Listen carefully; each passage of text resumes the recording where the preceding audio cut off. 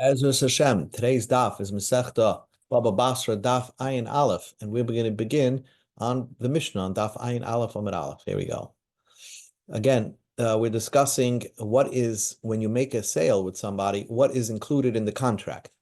And we discussed if you sell a house, if you sell a city. Now, we were discussing before in the previous Mishnah, if you sell a field. So what is not included in the field? And we're going to learn the Machlekes between Rabbi Akiva and Chachamim. And let's see over here. If a man sells a field, okay, what's not included in the field is loyas bar. He didn't include the pit. Now, what's a pit doing there? That's a water pool. That's a source of a reservoir, I guess, to collect rainwater for personal drinking and to maybe irrigate the field. That's not included in the sale of the field. So I guess if the owner of who bought it probably has to dig his own bar. Veloyas gas, what's not included in the sale is a wine press.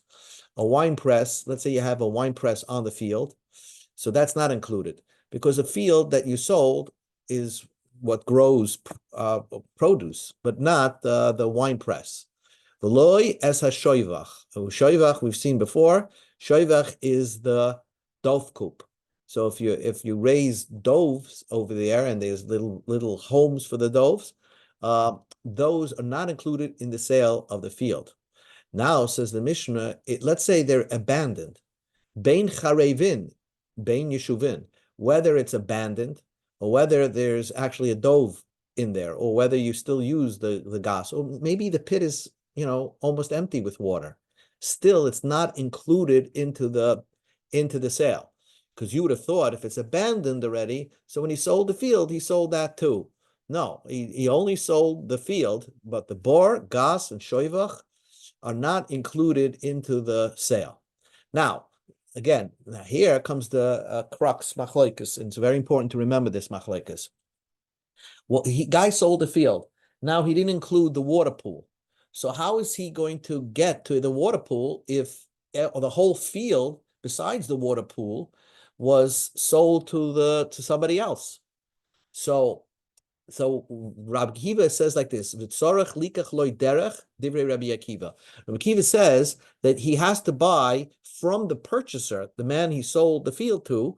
He has to buy back a pathway, like a small easement, so to speak, so he can get to the pit, because how is he going to get to the water pool? So Rabbi Akiva said a very important point here, that when a person sells and you're not sure if it's included in the contract or not, we assume that a moicher, a seller, is ba'ayin yofa hu moicher. He sells with a good eye. He sells, he sells everything. And so therefore, now that he wants to use that swimming pool, that water pool, or that wine press that he has in the field that was not part of the contract, how is he going to get there? He can't, without permission, trespass somebody else's property. He has to purchase back an easement so he can get to that part of the field that has the pit, the gas, or the shevach. So the Chachamim say he doesn't have to. In other words, when he sold that to the purchaser, he didn't sell everything, every part, every inch of the field. He's a moicha ba'ayin ra'ahu moicher. He sold with a stingy eye, and therefore, when he sold, not only, of course, what's not included in the sale was the water pool or the wine press, but also a easement, a way for him that if he wants to access the wine press, he has a right to do so, and he doesn't have to rebuy anything back from the purchaser. So that is the very strong opinion of a Chachamim. Kiva holds moicher ba'ayin yafa. A person sells with a good eye, and Chachamim say a person sells with a bad eye. Says the Mishnah, Umoide Rabbi Akiva would agree, Bisman she'amaloi, if the guy, when in the contract, writes, Chutz me'eli, I'm not selling you the water pool. Now, why did he, or the wine press? Now, why would he say that? Certainly, it's not included into the contract. Why? Because we said a field, when you sell a field, those things are not included in the contract. So this extra words that he put in, and I'm not selling you the pit or the wine press, basically he was saying is that I want to keep an easement to get to that wine press, to get to that water pool. And therefore, Rabbi Kiva says that if he did indeed say that, he meant to say, in that case, Rabbi Kiva would agree that he doesn't have to purchase back a way to get to the water pool. Mocharon la'acher. Now comes the Mishnah and says like this. Let's say in the opposite case, what did he do? Instead of settling the field, he sold the water pool and he kept the field. So now he sold the water pool and he kept the field. So let's see. Rabbi Kiva, who holds a person sells with an ayin yafa. So what's included in the sale of the water pool is an easement. So therefore, Rabbi Kiva says, he does not have to buy an easement because that was included in the sale. I'm selling you the water pool, I'm keeping the field, and of course an easement because what I'm selling, I want you to benefit most from your purchase. The Chachamim says you have to buy an extra pathway to get to the water pool because what he sold was the water pool. He sold the wine press, but he didn't sell a way to get there. So that's an extra cost. It's very, very interesting, machlekes. Sometimes when you rent the house, you start figuring out what's included in the rent. And then you start realizing that, you have to purchase all appliances in some cases. And then heat is not included and hot water is not included. So it's also all that. Same idea. When did we say that we're not sure if it's included in the sale and not included in the sales? Rabbi Kiva and the Chachamim. And Chachamim of the opinion, that's if you're selling something. But if I gift something to somebody, so noisin is kula. So if I gift somebody a field, so then the water pool and the wine press, they're all included into the contract. Why? Because it's all included. Pardon me. Because it's all included into the wine. Because when you give b'ayin yafa, so you're giving everything. Next Mishnah, next part of the Mishnah, ha'achim shecholku, two brothers divided up the inheritance. So whoever gets the field, let's say they divided up the inheritance, and you get field A, and the other brother gets field B.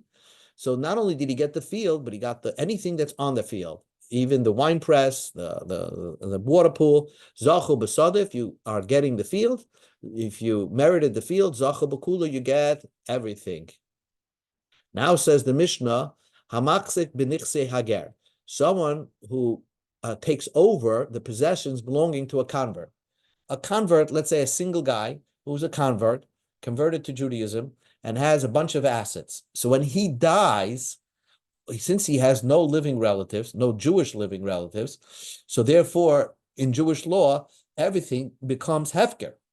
Everything becomes up for grabs. So hechazik b'soda, if he took a hold of the field, right? If somebody took possessions of one of the field, hechzik b'kula, he had in mind to take everything. He didn't just get the field and somebody else can get now the water or the water pool or the wine press, because since he took over the field, he had made a chazak on the field, showing ownership. He showed ownership not only in the field but everything that's on the field. Now the Mishnah says, Hamagdish es asada, someone who makes a field holy, right? Higdish es kula, that he made everything holy. In other words, he says, I'm giving to the Beis HaMikdash my field. So it's not just the field that's given to the Beis HaMikdash, but also the water, the bar, the gas, and the shoivach, everything is included. Because when you're making a hegdish, the Chachamim hold, you want to give everything to hegdish. You don't want to have any part that's not hegdish. Reb Shimon argues. Reb Shimon holds that if you dedicate a field to the Beis HaMikdash, it's like you're selling the field. And therefore, the bar and the shoivach and the gas are not included into the hegdish. They're not included. But normally, when you sell a field, a unique tree like a sycamore tree or a carob tree, when you sell a field, those are not included in the sale because they're so distinct trees. They're not included in the normal sale of a field. But Reb Shimon says, Hamagdish Asoda, if you dedicate a field to Hegdish, Loy Higdish, you didn't make Hegdish besides the field, Ela Sacharev Hamurkav, the mature carob trees, Vesadan Hashikmar, and the mature sycamore trees. In other words, those are normally not included in a sale, but when you're making it to Hegdish, they're included into the Hegdish. And we'll see why in a minute. Well, we don't even have to see. I will speak it out. The reason that could be is because although in a regular sale, those are left out, but since if you're going to dedicate the field to Hegdish, that means whatever underneath that sycamore tree and that carob tree really belongs to Hegdish. So therefore, if the tree is nourishing itself from the ground that belongs to Hegdish, the tree automatically becomes Hegdish.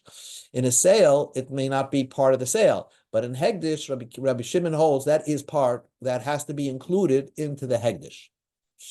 So the Gemara now discusses the Mishnah.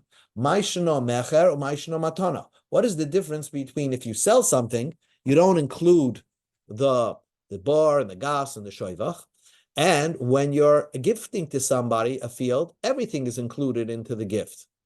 So the Gemara says, Perish Yehuda ben Akaisa lefnei Rebbe. This is an odd way to say something. Yehuda ben Akaisa explained the Mishnah to Rebbe. Zeh pirish v'zeh loy pirish. When you gift when you selling a field, you're actually saying, I don't want this part of the sale. And when you're gifting the field, you didn't say anything, so everything is included. Zeh pirish v'zeh loy pirish. This is explained, and this is not explained. Frag the Gemara, hi zeh pirish zeh loy pirish, zeh loy pirish zeh loy pirishu. That's not the pshat in the Mishnah, because our Mishnah is when you're selling a field, you didn't say, I'm keeping the bar.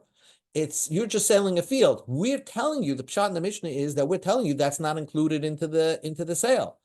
And same thing, when you gift the field, you're also not saying anything. And nevertheless, the Mishnah says when you're gifting a field, those are included in the gift. So what is the difference between you're selling a field where things are not included in the sale, and when you're gifting a field, everything is included in the gift? Ella, the truth is like this: Zeh hoyeloi lefarish. When you're selling a field, if you didn't want it, if you're gifting a field, if this is the way you learn, if you're gifting a field, if you don't want something to be included into the gift, then you should have say, I don't want this included in the gift, because when you're gifting something, you're doing it with a generous heart. So therefore, everything on the field is included in the gift. When you're selling a field, why does a person sell anything? People like to hold on to things, especially real estate. So why are you selling it? Because you're forced to sell it. So therefore, we don't require you to say, oh, this is not included in the sale, because it's assumed the minimum is not included in the sale. Whatever we could assume that's not in the sale, we're going to say it's not in the sale. And therefore, when you're selling something, we're going to automatically assume that you didn't mean to sell the water pool, the shoivach, and the gas. So that's the explanation of the Mishnah, explaining the difference between a gift and a sale. Says the Gemara, somebody said to a story. A guy was on his deathbed, okay? And he said the following, I want you to gift to my friend a house, the machzik mea gulfi, that can hold, let's say, 100 barrels. So Beverly had a house that was a big, warehouse that could hold 100 barrels. Ishtakach, so they went through his estate after he passed away, and dahava machzik mea ve'esren. So we found that in the estate that he had a building, a warehouse that could hold 120 barrels. But he said, give my friend the warehouse that could hold 100 barrels. So the question became is, well, maybe he only gave him 5/6 of that warehouse, and 1/6 he kept for himself or for his children. Or when he said, give him a house that holds 100 barrels, he meant whatever the house, if you could find a house on my estate that holds 100 barrels, give it to him. If it's a little bit more than 100 barrels, give that to him, give him the whole thing. Ma'asutra say, no, mea amale, mea ve'esron lo amale. He only said the house that holds 100 barrels. He didn't say the house that holds 120 barrels. So therefore, Marzutra's opinion is that 4/5 of the house belong to the person, but 5/6 of the house belongs to the person, but 1/6 belongs back to the estate. He didn't mean to give that. Rav Ashi says, no, that's our Mishnah. When you're gifting something, you're doing it generously. Didn't we learn in our Mishnah? When do we say the following? Only if you sell something. But when you're gifting something, you're doing it with a generous heart. Noisein as kulan, you give everything. So therefore, when you're gifting something, you're giving everything to the person. Of course. So therefore, when you're gifting a field, it includes the bar and the wine press and everything. So Alma, so what do you see from our Mishnah? Man the Yav Matana, somebody's gifting something to someone. Ba'ayin Yafa Yafiv. He's doing it with a good eye. He's doing it with a good eye to give everything. Achenami, when this guy says a house, he meant a complete structure, not a partial of a house.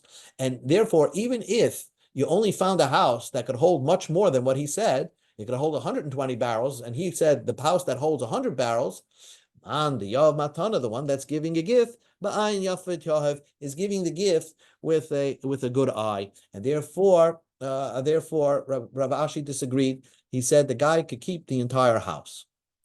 Mishnah says, Hamagdish es hasadeh. If you dedicate a field to the base of Mikdash, the Mishnah said that everything is included. When a person dedicates the base to the base of Mikdash, everything is included. The bar, the gas, everything. Right? The shoivach. Amar Rav Huna. So Rav Huna made a comment like this. And he discusses the following story. Afagav the Amar Rabbanim. Even though we'll learn later on, the rabbi said, let's say you have a field with a bunch of trees, and I buy only 2 trees within your field. I didn't buy the ground underneath the tree. So what if I didn't buy the ground underneath the tree? Obviously, the tree and the fruits that grow out of the tree belong to me. However, what happens if the tree dies? Would that give me a right to plant again two trees to take its place? No. Only if you buy 3 trees, then you buy the land underneath. If you buy only 2 trees, then you didn't purchase the land underneath. However, let's the following case, said Rav Huna. Machar Ma'arka, if someone sold a piece of land, he sold his entire field. B'shi'er shnei ilonis lefanov. And he left before him, he says, I'm keeping 2 trees. You can have the entire field in the contract, but 2 trees belong to me. So then the din is yesh loy karka. He could keep the ground underneath the field, and therefore, if those trees die, the seller of the field can replant in their places. It's only trees. That's the novelty of Rav Huna. Now, Rabbi Kiva the Amar, even Rabbi Kiva who said moicher ba'ayin yafa moicher, someone who sells a field is selling with a good eye, right? Somebody who sells something is selling with a good eye. So maybe when he sold the field and he left over 2 trees, he sold the karka, the dirt underneath the 2 trees as well. They're included in the sale, which will not give him a right to replant the trees if they die. No, Rabbi Kiva will say that the karka is included, the land underneath the tree is included in the sale. Because when did Rabbi Kiva say something is everything is in the sale? Is Hani Mili, that was talking about Gabe Bar Vidus, when it was a water pool. And the question is, did he leave for himself a pathway, an easement to get to the water pool? So the loy kamak shikar there, since the path, the pit, the water pool does not draw from the ground. So therefore, everything was included in the ground, and everything was included in the sale. It's common sense. Everything was included in the sale except the pathway, and therefore Rabbi Kiva holds you have to repurchase a pathway to get to the water pool. But if you left over trees, right, the komak shebe'ar, it's nourishing it from the ground. So even Rabbi Akiva would agree that the guy that sold the field and kept 2 trees, he kept the trees, but also he kept the land underneath the trees. That he didn't give that away in the contract. Even Rabbi Kiva would agree to that. So now we go to Amud Beis. Im Isa Dishai, the Loishire, if he would, if he would, if it was the situation where he did not leave, and I'm explaining this the way I've been saying it until now. If he did not leave for himself the land underneath the trees, so what happens when the trees die? Lay Malay, the purchaser of the property, can say, Akor ilanach shkal v'zil. Take your dead trees and get out of here, because the land is not included in the sale. But we know that the reason why he kept two trees was not just to hold on to these two trees. He wants to hold on to this piece of land that's nourishing these trees forever. And therefore, if they die, his intention is that to replant another two trees in its place. But in the opposite case, when someone purchases tree, we didn't say, oh, he meant to buy everything that's underneath the ground of these two trees and to plant something else in its place. Because a person,